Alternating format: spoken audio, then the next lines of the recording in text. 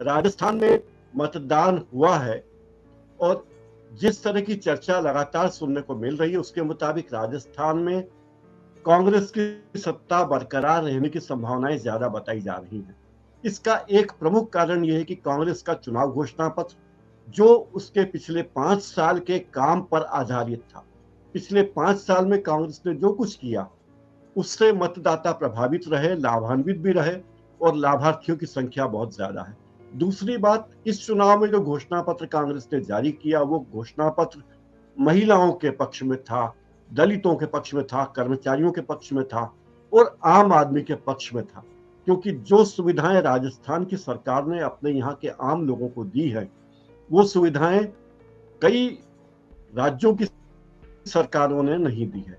एक और बात है कि जहां जहां बीजेपी की डबल इंजन का सरकार है, डबल इंजन की सरकार कोई बहुत योग्यता वाली बात नहीं है, बहुत अच्छी बात नहीं है, क्योंकि डबल इंजन जो है, जो आगे का इंजन ज्यादा पावरफुल वो पीछे के इंजन को रोक देता है या विपरीत दिशा में जाता, तो इस बात को भी याद रखना जरूरी है। एक छोटा सा उदाहरण छत्तीसगढ़ का देख के मैं अपनी बात आगे बढ़ाऊंगा।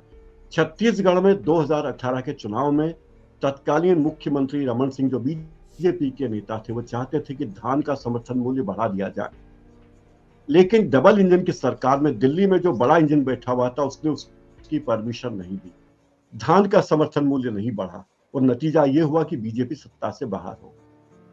अभी कांग्रेस ने जिस तरह के ऐलान राजस्थान में किए हैं, जैसे कर्मचारियों के लिए ओल्ड पेंशन स्कीम की बात की, जातीय जनगणना की बात की, 50 लाख रुपए तक का बीमा जिसमें लीवर ट्रांसप्लांट तक संभव है, किडनी ट्रांसप्लांट तक संभव है, ये तमाम घोषणाएं की, सस्ते रसोई गैस के सिलेंडर की घोषणा की।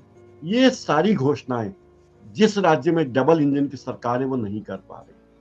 तो जिस डबल इंजन को लोग बड़ा पावरफुल कहते हैं वो डबल इंजन की सरकार बड़ी रुकावट भी है, ये कहा जा सकता है। राजस्थान में बीजेपी अपने कर्मों से हार की तरफ बढ़ रही है।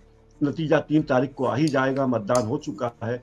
हमारे गुरु राजेंद्र माथुर कह चुके थे कि पत्रकारों को ज्योतिषी नहीं बनना चाहिए, कोई घोषणा नहीं करनी चाहिए, भविष्यवाणी नहीं करनी चाहिए, लेकिन एक अनुमान यह जरूर लगाया जा सकता है कि राजस्थान में कांग्रेस की सरकार वापस आने वाली है। और जिस तरीके से बीजेपी के स्थानीय नेताओं की उपेक्षा हुई, कार्यकर्ताओं की उपेक्षा हुई, बीजेपी के तमाम बम रॉकेट फ्लॉप हो गए, कांग्रेस सरकार पर छोड़े गए, उससे लगता है कि कांग्रेस के लिए राह आसान है, बीजेपी के लिए राह कठिन है। फिर जब मोदी का चेहरा आ जाता है स्थानीय विधानसभा चुनाव में तो लोगों ने देखा है उसका नतीजा भी बहुत अच्छा नहीं होता।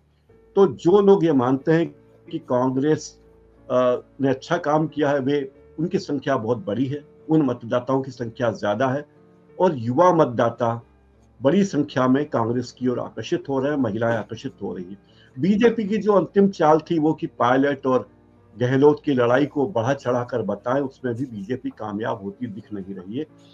पायलट ने भी अपनी मौजूदगी जिस तरह से दर्ज कराई है गहलोत के साथ राहुल गांधी की सभा में, राहुल गांधी की उपस्थिति में, वो भी इंपॉर्टेंट है।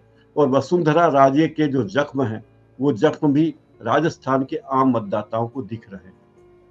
तो राजस्थान में चुनाव, और ये जो बात कही जाती है कि परंपरा है कि सरकार बदलती है, परंपरा है कि ज्यादा वोटिंग होता है तो फलाने को फायदा होता है, नई पार्टी विरोधी पार्टी आती, सारी परंपराएं कभी न कभी टूटती हैं, इस बार भी टूटेंगी।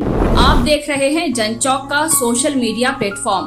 हमारे YouTube चैनल को सब्सक्राइब करने के लिए बेल आइकन दबाना ना भूलें।